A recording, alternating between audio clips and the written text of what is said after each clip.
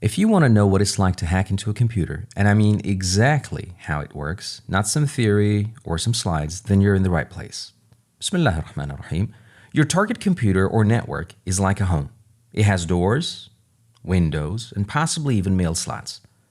The larger the home, the more doors and windows you can expect. In short, the bigger the home, the bigger the attack surface, and therefore, the bigger the opportunity to get in. Let's assume you've been hired to find ways to get into this home, which in our case is a computer or a website really.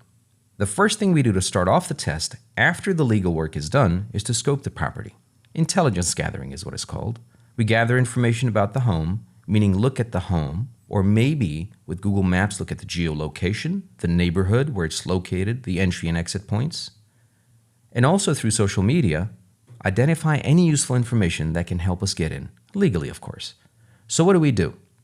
Well, translated into our hacking scenario, we look for open ports. Think of these as windows. Or we can identify any login pages. Think of these as doors. Next, we look for any weaknesses with the identified doors and windows. Is the lock weak and easy to pick? Maybe a window was left unlocked, or worse yet, it was left open with the lights turned on, showing exactly what's in the room.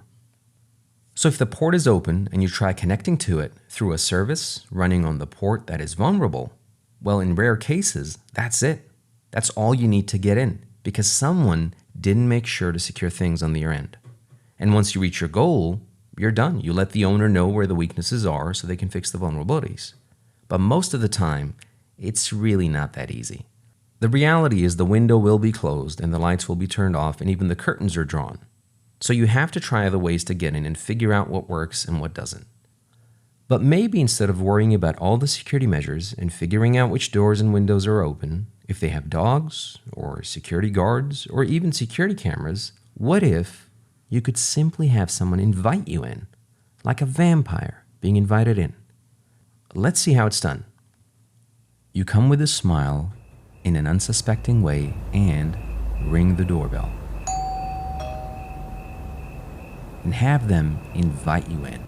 This is done with a payload. You send the person a letter. Essentially, it's an email or a URL or possibly a fake app depending on the scope of the test. They click on it, access it, and unknowingly open a back door to your computer or network, allowing you access into your home without knowing that the fangs are about to come out.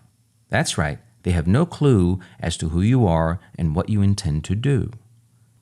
The problem is, sometimes organizations, people really, have security measures or defense in depth in place, where the entry point has an EDR or an AV deployed. That's like having a mirror right inside your door, and when they find out you, Mr. Vampire, have no reflection, well, the jig is up and your red teaming activity at an end. Unless you know ahead of time that they know that you know. You know what I mean? Meaning that defenders will usually know that there's an attack expected, so therefore they'll take the necessary measures. And knowing what defenses are in place is important, because then you can bypass the security controls in place with proper planning ahead of time. You can sneak around, and that's right, just don't let them see you in the mirror.